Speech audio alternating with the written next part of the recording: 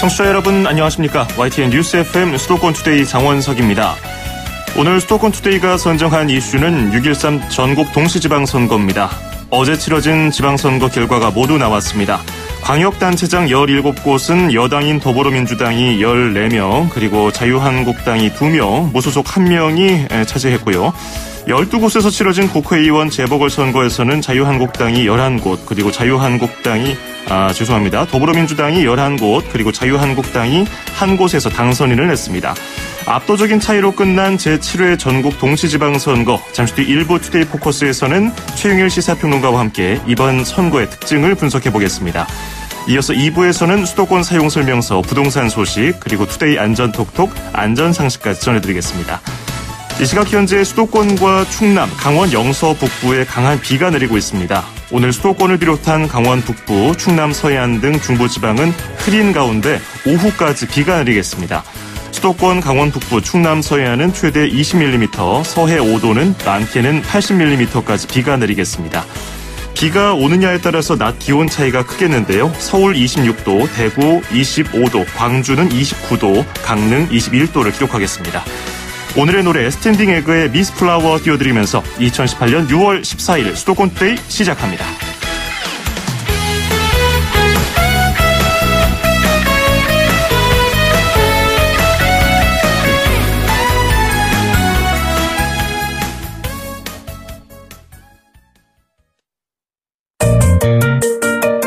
음악과 수도권 뉴스가 한방에 수도권 전문 방송 수도권 투데이.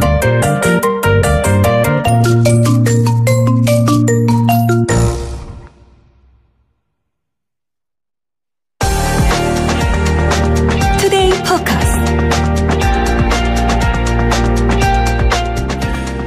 어제 치러진 제7회 전국 동시지방선거 개표 상황 어떻게 지켜보셨습니까? 투표함을 열어보니까요. 여당인 더불어민주당의 압승, 야당의 참패로 나타났습니다. 민주당은 광역단체장 17곳 가운데 대구, 경북, 제주를 제외한 14곳에서 승리를 했고요. 지방선거와 함께 치러진 국회의원 재보궐선거에서도 더불어민주당이 12석 가운데 김천 지역을 제외한 11석을 차지했습니다. 반면에 야당은 충격적인 패배를 기록하면서 아주 그냥 혼란에 빠진 것 같습니다. 그나마 자유한국당은 대구와 경북에서 광역단체장, 그리고 김천에서 국회의원을 당선시켰는데 바른미래당과 같은 제2, 3야당은 당선인을 내지 못했습니다. 민주당 입장에서는 지방선거 역사상 전례 없는 압승이고요. 야당 입장에서는 전례 없는 아주 참패였습니다. 선거 이후도 복잡합니다. 민주당은 당장 전당대회 일정이 다가오기 때문에 바빠 보이고요. 자유한국당은 홍준표 대표가 선거 참패에 책임을 지고 물러나겠다는 뉘앙스를 풍겼습니다. 다른 야당 역시 힘을 내지 못하면서 위기를 극복할 동력이 필요해 보이는데요. 지방선거 결과에 따른 전국 전망, 최영일 시사평론가와 함께 자세히 짚어보도록 하겠습니다. 어서 오십시오. 안녕하세요. 이런 결과가 네. 예상되긴 했습니다만은 네네. 막상 이렇게 끝나고 보니까 이런 경우가 있었나 싶을 정도로 그렇죠. 정신없네요. 어떻게 보셨습니까? 2006년 지방선거 때 유사한 사례가 있었는데 그때는 네. 완전히 반대였습니다. 당시엔 참여정부 시절이었는데 이 여당이 참패를 했고 네. 야당이 이제 압승을 했던 상황이 있었죠. 좀 이제 배경과 원인은 다르다고 생각이 되고요. 이 결과를 보면서 예상됐던 건데 현실로 닥쳐올 줄 몰랐던 상황. 그래서 결국 뚜껑이 열리고 나서 이게 실화냐.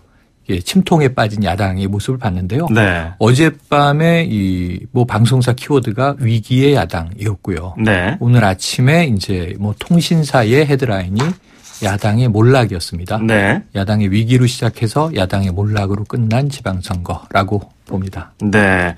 근데 이번에 그 결과를 보니까 국민들이 보수, 진보 이렇게 양분화되던 양상에서 많이 좀 달라진 것 같긴 해요. 네네. 이 승패 희비를 가른 결정적인 이유는 뭐라고 봐야 될까요? 결정적인 이유는 야당의 전략 부재라고 봅니다. 네. 그럼 야당은 왜 전략이 없었는가? 그냥 여당을 비판하고 공격하는 것으로만 스스로의 표가 올라갈 거라고 생각을 했던가? 네. 사실은 이게 홍준표 대표와 야당 인사들의 그동안의 이야기, 안철수 후보도 비슷한 맥락의 이야기를 했는데 여론조사를 모두 부정했습니다. 네. 사실상 조작 아니냐?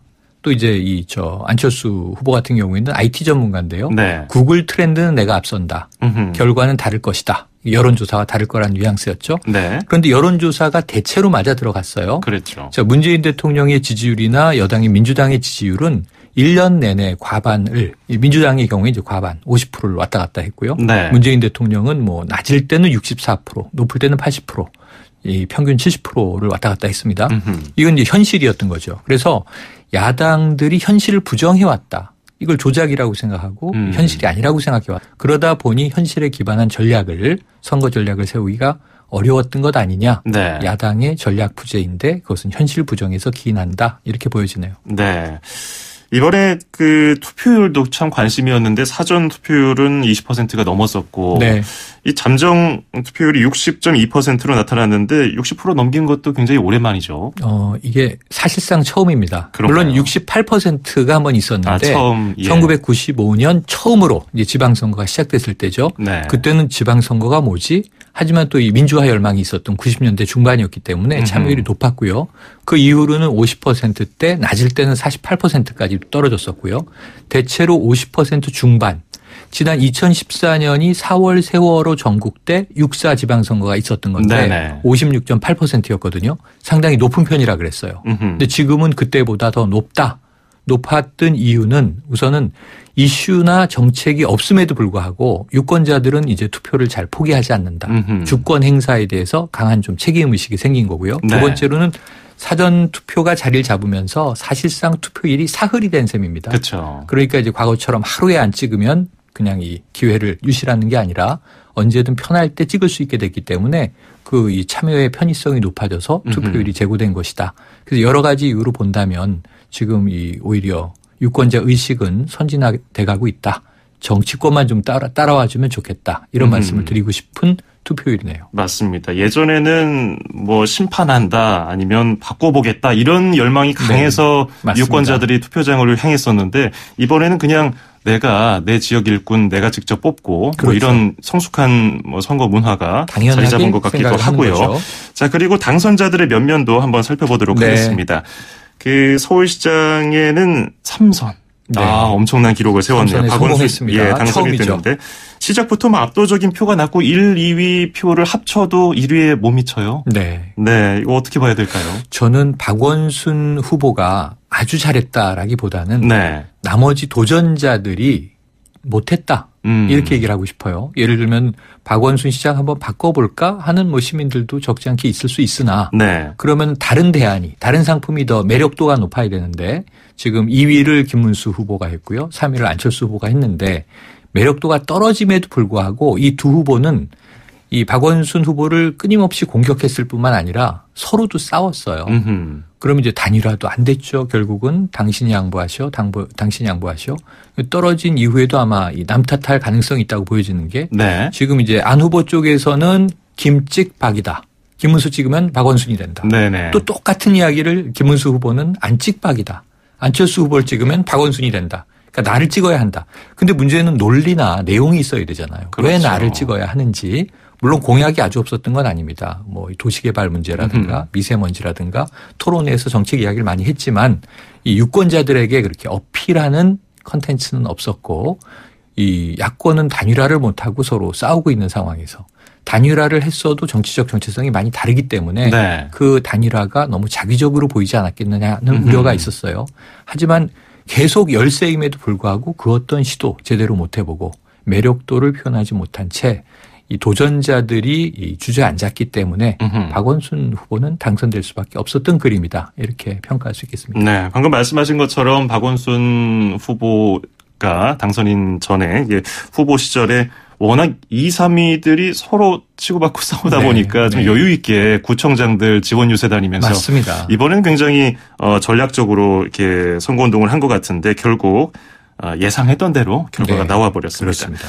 자, 그리고 거대한 광역단체 경기도지사 쪽으로 가볼까요? 뭐 수많은 논란이 끝까지 있었지만 네네. 어쨌든 여론조사 결과대로 이재명 후보가 당선인이 됐네요. 이게 뭐 영어로 표현하면 가장 어글리한 토론회를 보여줬죠. 네네. 이 모든 토론회에서 다 서로 이 김영한 후보를 비롯하여 남경필 후보도 그렇고 네거티브전으로 치고받았던 그런 이제 토론이었고요.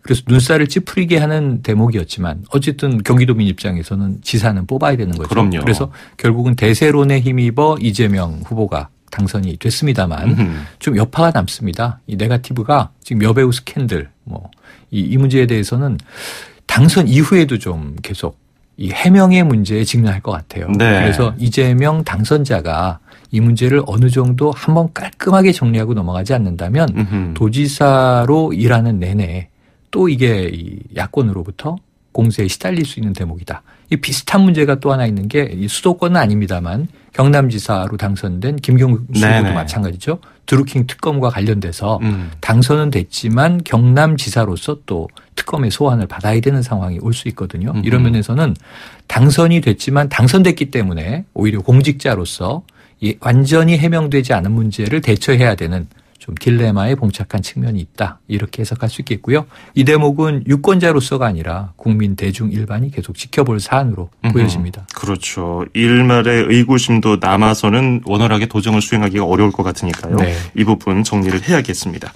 자, 그리고 상대 후보였던 남경필 후보는 이번에 재선에 실패하면서 이게 좀 입지가 줄어들 것 같아요. 야권이 정계 개편이 어쨌든 잇따를 것 같은데요. 잇따를 것 같은데 이제 당분간은 야인으로 돌아가겠죠. 실패한 도전자의 모습입니다. 오히려 이 과거에 보수 진영의 소장파, 개혁혁신소장파 3인방이 남원정 이렇게 불렸는데요. 남경필 전 지사 지금 이번에 주저앉았고요. 원희룡 지사는 이 무소속으로 나왔지만 재선에 성공하면서 오히려 보수의 차세대 리더가 될 가능성이 커졌습니다. 정은 이제 정병국 의원을 이야기하는 건데 지금 바른미래당의 향방이 오리무중이기 때문에 정계 개편에서 어떤 역할을 할지는 좀 지켜봐야 되겠고요. 그래서 이 어찌 보면 남경필 전 지사가 됐죠. 원희룡 새 지사. 희비가 좀 엇갈리는 모습으로 보여집니다. 네. 이재명 후보가 당선이 되고 남경필 후보는 낙선을 하고 원희룡 제주지사는 무소속으로 당선이 됐는데 그 부분은 잠시 뒤에 또 한번 잠깐 읊어보고요. 또 수도권 중심으로 알아보니까 서울 경기지사 살펴봤습니다. 그리고 국회의원 재보궐선거에서도 역시 여당이 압승을 했어요. 12곳 가운데 11곳을 이겼죠. 김천 빼고. 지금 이 광역지자체장 17석 중에 14곳을 석권한 여당. 사실 국회의원은 지금 승률이 더 높습니다. 12곳 중에 11곳이기 때문에 92%의 승률이라고 이제 계산을 할 수 있겠는데요. 사실 이 경북 김천은 후보를 내지 않았어요. 그래서 오히려 무소속 후보와 자유한국당 후보가 경합을 벌이다가 간신히 자유한국당 후보가 아슬아슬했어요. 자리를 하나 뺏어왔는데 가져왔는데 그렇다면 11명 고세 후보를 내서 11명이 당선됐으니까 사실상 지금 민주당은 100%의 승률을 보이는 거나 다름없습니다.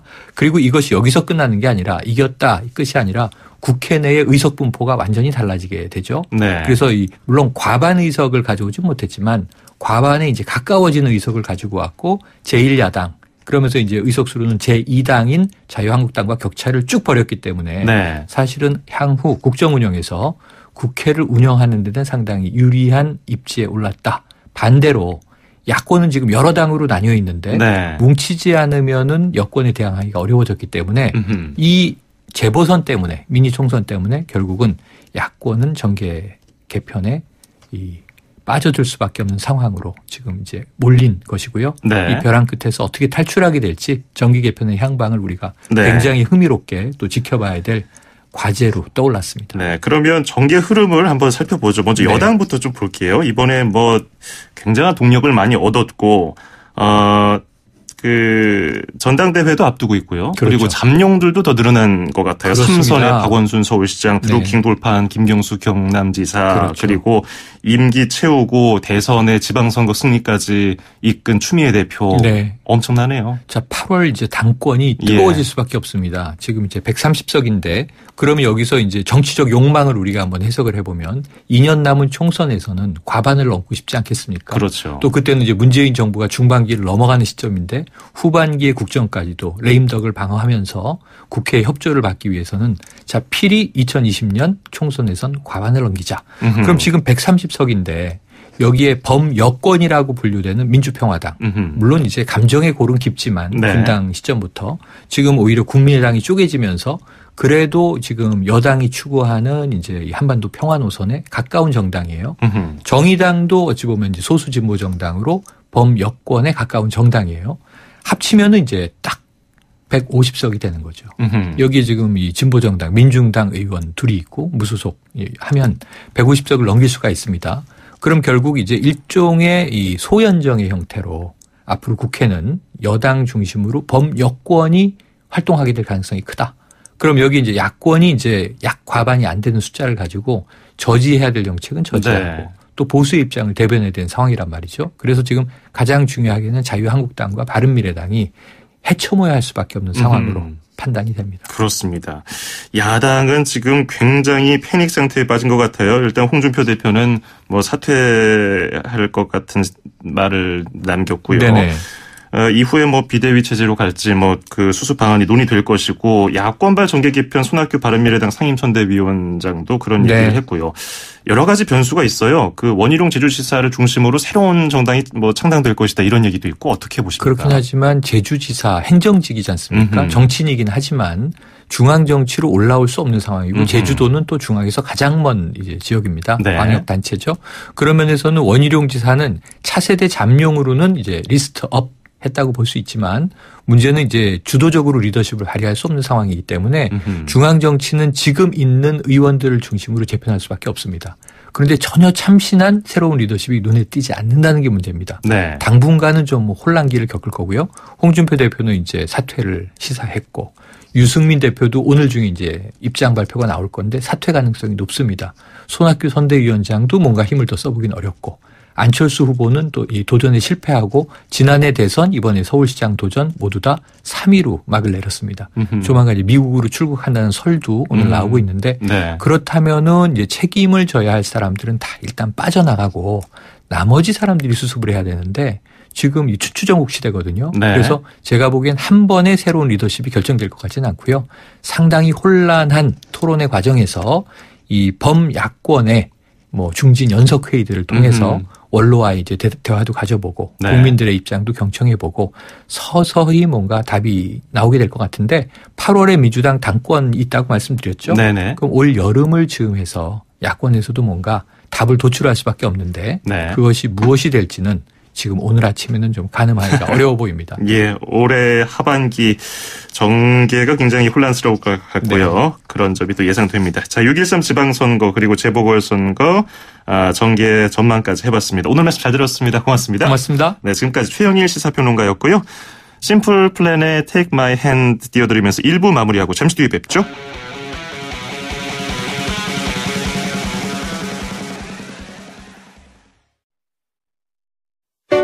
2,500만 수도권 청취자를 위한 모든 소식이 한자리에 YTN 뉴스 FM 수도권 투데이. FM 94.5MHz YTN 뉴스 FM 수도권 투데이 듣고 계시고요. 저는 아나운서 장원석입니다. 잠시 뒤 2부에서는 수도권 사용 설명서 부동산 소식 그리고 투데이 안전톡톡 안전 상식을 전해드리겠습니다. 1분 40초 뒤에 뵙겠습니다.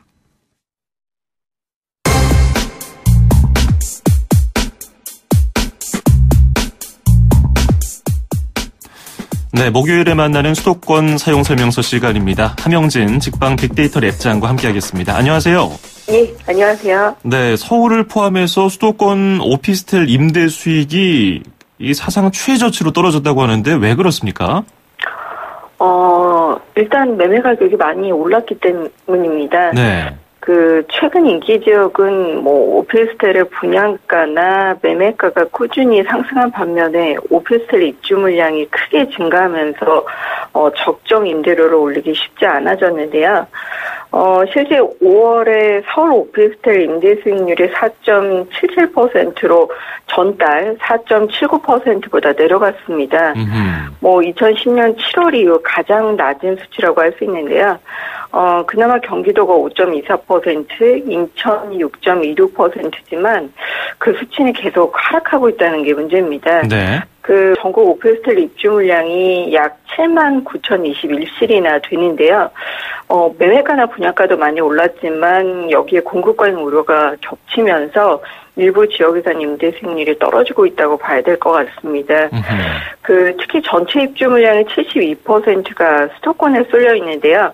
주로 서울에서는 마포구, 송파구 일대, 그리고 경기도에서는 수원, 시흥, 김포, 화성 일대에 쏠려 있습니다. 네. 공급 과잉 우려가 공실 리스크로 이어지고 있어서 당분간 오피스텔 임대 수익률은 더 떨어질 것으로 전망됩니다.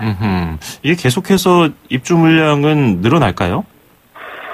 그렇습니다. 이제 올해 하반기까지도 입주 물량이 지속될 전망인데요. 예. 올해 신규 분양 물량은 다소 소강 상태를 보여서 내년에는 올해보다는 다소 오피스텔 입주 물량이 감소하겠지만 당분간은 공급 과잉 우려 때문에 수익률이 떨어지는 현상이 지속될 것으로 보여집니다. 그렇군요. 그런 반면에 수도권 아파트 분양 시장은 흔히 말하는 로또 청약 열풍이 불면서 수백 대 1은 별일도 아니라고 하더라고요. 청약률 경쟁이 치열하죠.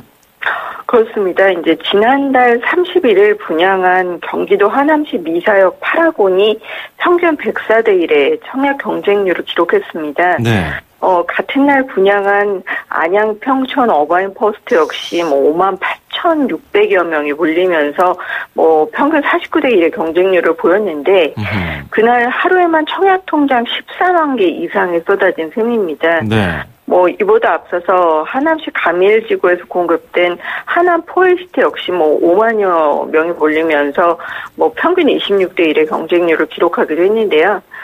개발 호재가 있다거나 주변 시세보다 저렴한 분양가로 공급된 단지들은 일명 로또 청약으로 불리면서 북새통을 이루고 있습니다. 이러한 분위기는 경기도뿐만이 아니라 서울도 예외가 아닌데요. 네. 특히 연말까지 서울 강남권 같은 알짜 단지 일반 분양에 한 15,000여 가구 정도 대기하고 있기 때문에 로또 청약 열풍은 서울이나 경기도 그리고 수도권 남부의 알짜 택지지구 위주로 지속될 전망입니다. 예, 지난 시간에 저희 함 랩장님과 함께 인터뷰할 때도 아파트 투유 사이트가 마비될 정도로 열기가 대단했잖아요. 네네. 근데 하남뿐 아니라 위례, 미사, 포엘시티 이런 쪽도 굉장히 인기를 끌고 있던데 특별한 이유가 있을까요? 이제 그 지역이 모두 하남시입니다. 네. 이제 우선 하남시는 서울 강남구나 서초구 아파트 매매 상승폭을 올해 뛰어넘은 상황인데요.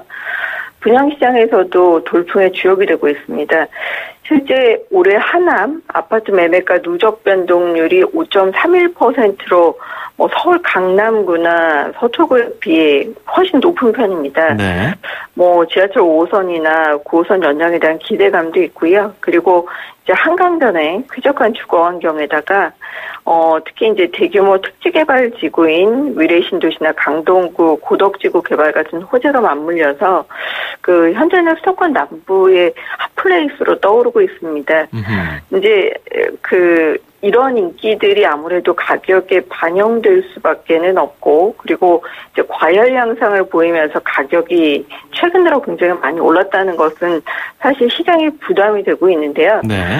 그리고 최근에 투기 수요가 유입되면서 이제 국토부가 분양 물량에 대한 청약 당첨자 대상의 당첨 여부를 전수조사하고 있습니다. 그렇기 때문에 소유자 입장에서는 분양시장이나 기존 주택시장에서 주택을 매입하실 때는 아무래도 고점에 대한 인식 그리고 최근 부적격 당첨에 대한 정부의 조사가 까다로워지고 있다는 부분들 염두에 두셔야 될 것 같습니다. 네, 실제로 청약 만점이나 만점에 가까운 청약 대상자들이 굉장히 많다고 하던데 그래서 또 경쟁률이 더 치열한 것 같기도 해요. 자, 그런가 하면은 방금 말씀해 주신 것처럼 불법 청약 의심 사례가 70건 가까이 적발되기도 했는데 적발 사례 보면은 역시나 위장 전입이 가장 많네요. 그렇습니다. 이제 청약 통장의 가점을 높이기 가장 쉬운 방법이 역시 부양 가족 수를 높이는 부분이기 때문인데요. 네. 최근 서울과 과천에서 청약을 받은 5개 단지의 일반 공급 당첨자 가운데 68건의 불법 의심 사례가 적발됐습니다. 본인이나 배우자, 부모 위장 전입이 대부분이었고 경우에 따라서 해외 거주라든지 또는 청약 통장 매매 의심 사례도 확인이 됐는데요. 유형별로 조금 더 구체적으로 살펴보면 본인이나 배우자의 위장 전입 의심이 43건 그리고 부모의 위장 전입이 15건, 그리고 그 이외에도 해외 거주 3건, 그리고 청약 통장 매매 2건 같은 불법행위 의심 사례가 각각 발생됐습니다. 네. 일단 국토부가 적발 의심 사례를 서울지방경찰청이라든지 그리고 서울시 민생사법경찰단에 수사 의뢰한다고 하는데요. 주택 공급 질서 교란 행위자로 만약 확정이 되면 주택 법령에 따라서 3년 이하의 징역이나 또는 3천만 원 이하의 벌금형에 처해지게 됩니다. 그리고 주택 공급 계약 취소라든지 향후 3년에서 10년간 주택 청약 자격 제한 같은 조치가 더해지기 때문에 이런 부분들은 주의하실 필요가 있겠습니다. 네, 그래서 국토교통부도 지자체와 함께 부동산 특별사법경찰을 통해 가지고 여러 가지 불법 행위에 대해서 점검을 벌인다고 하는데 그 역시 그 하남 이 지역들도 다 포함되어 있으니까요. 참고하셔야겠고요. 근데 이 수도권 아파트가 이른바 로또 아파트로 불리는 이유는 강남권보다는 상대적으로 분양가가 낮지만 뭐 시세 차익을 누릴 수 있어서 이렇게 많이 몰리는 건데 위험한 점도 있잖아요. 여러 가지 고려해야 될 점은 뭐가 있을까요? 그렇습니다. 최근에 수도권 지역에서도 입주 물량이 과다한 지역에서는 흔히 말하는 역전세난에 따라서 전세 가격이 조정되면서 사실 과거에 비해서 주택 가격이 상승하기 어려운 구조로 가고 있는 지역들이 나오고 있습니다. 네. 대표적으로 공급 물량이 많은 화성이라든지 평택, 오산, 그리고 최근에 시흥이나 또는 입주 물량이 많은 용인 지역의 경우에는 전세 가격 하락이 본격화되고 있고, 그리고 최근 과천이나 하남 그리고 성남 같은 주택 시장을 견인하는 지역들도 거래량이 둔화되고 있는 상황이기 때문에 네. 사실 분양시장에 진입하셨을 때는 부적격 당첨도 조심하셔야 되겠지만 기본적으로 분양대금 마련이라든지 장기적으로 교체 수요나 실수요 목적으로 네. 접근하실 필요가 있다는 부분들 유념하실 필요가 있겠습니다. 네, 알겠습니다. 오늘 말씀 잘 들었습니다. 고맙습니다. 예, 감사합니다. 네, 지금까지 함영진 직방 빅데이터 랩장이었습니다.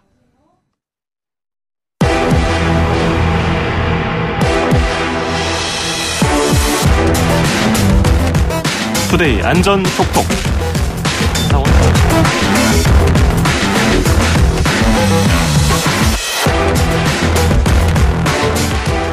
언제 어디서 무슨 일이 벌어질지 어떤 사고가 닥칠지 모르는 세상입니다. 알아두면 좋을 안전 상식, 익혀두면 도움될 안전 팁을 모아서 전달해드리겠습니다. 자, 오늘도 서울 양천소방서의 이혜지 반장과 함께하겠습니다. 자, 오늘은 친환경 이동수단이라고 불리는 퍼스널 모빌리티에 대해서 얘기를 해보려고 하는데요. 가끔 지나다니다 보면은 사람이 서 있는 것 같은데 걷지도 않고 쭉 이동하는 거 보신 적 있죠? 퍼스널 모빌리티라고 불리는 자전거도 아닌 바퀴 달린 그 이동수단 탈 것을 이용하는 건데요. 근데 그게 잘만 이용하면 굉장히 편하고 좋고 환경 오염도 안 하는데 이게 위험할 수도 있다고 합니다.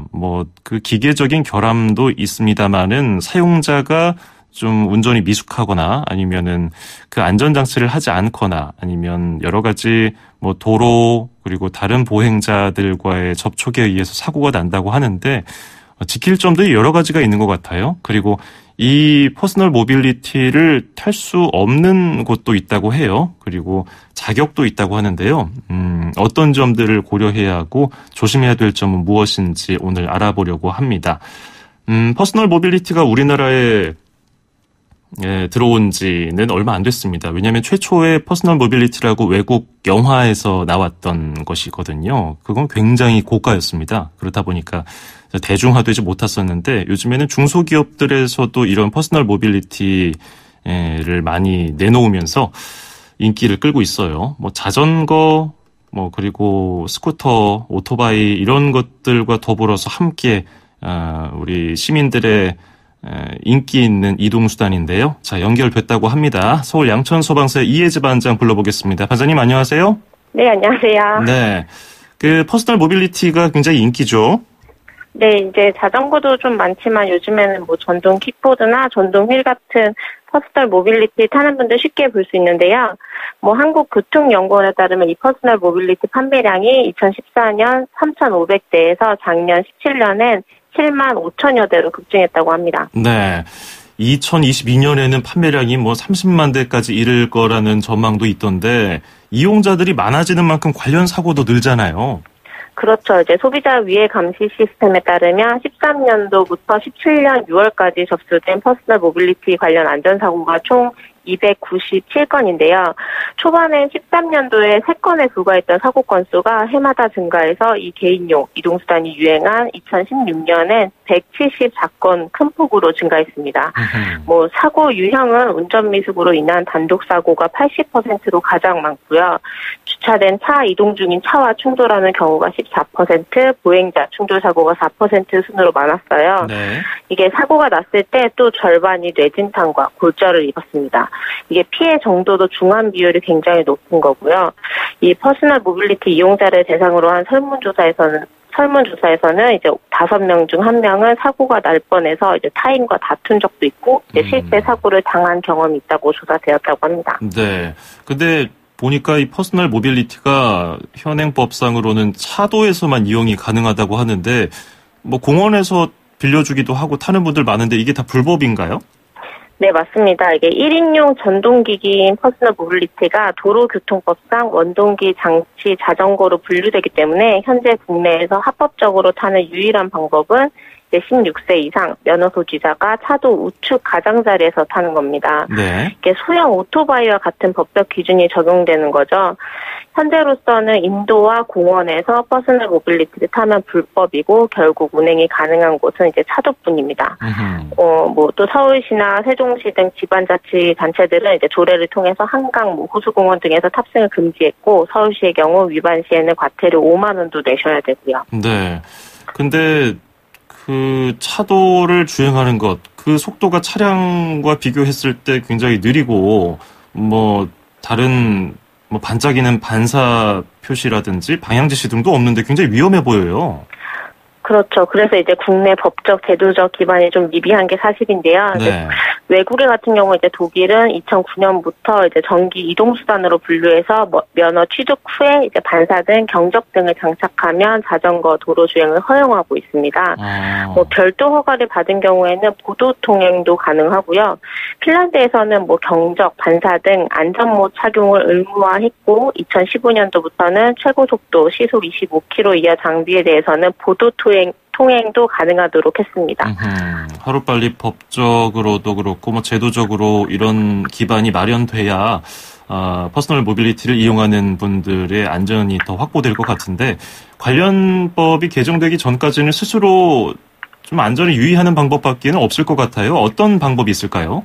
그렇죠. 이제 우선은 제품 선택 시 구조상 안전성 및 경고성을 잘 살펴보시고 선택하도록 합니다. 네. 특히 요즘 보시면 각종 기기에 사용된 전기 배터리 폭발 사고도 많은데요.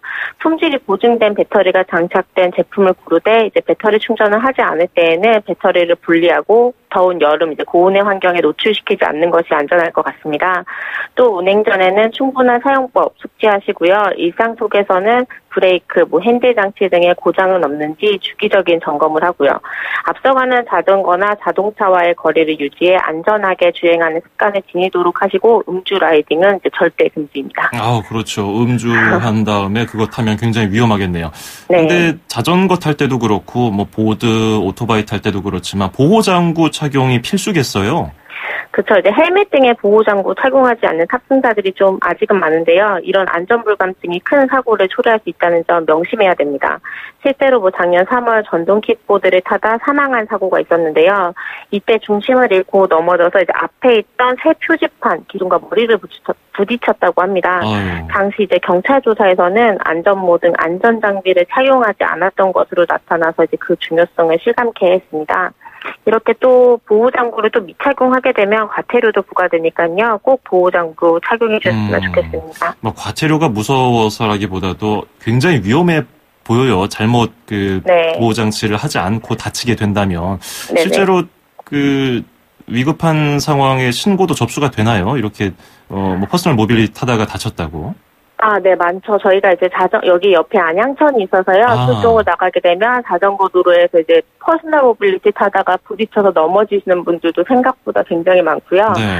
뭐 빌리는 곳에서 헬멧을 드리기는 하지만 이제 넘어지면서 얼굴 쪽이 좀 다치시는 분들이 많습니다. 얼굴이 많이 다쳐요? 다른 뭐 네, 이렇게 넘어지면서 같은 데 다칠 것 같은데. 네, 넘어지면서 이렇게 고꾸라지면서 이 눈썹 쪽이 좀 찢어지시는 분들이 많더라고요. 그렇군요. 그렇기 때문에 안전장비, 뭐 헬멧, 팔꿈치, 무릎 보호대 반드시 착용한 다음에 지정된 곳에서만 타야겠네요. 네네. 네, 오늘 말씀 잘 들었습니다. 고맙습니다. 네, 감사합니다. 네, 지금까지 서울 양천소방서의 이혜지 반장이었습니다.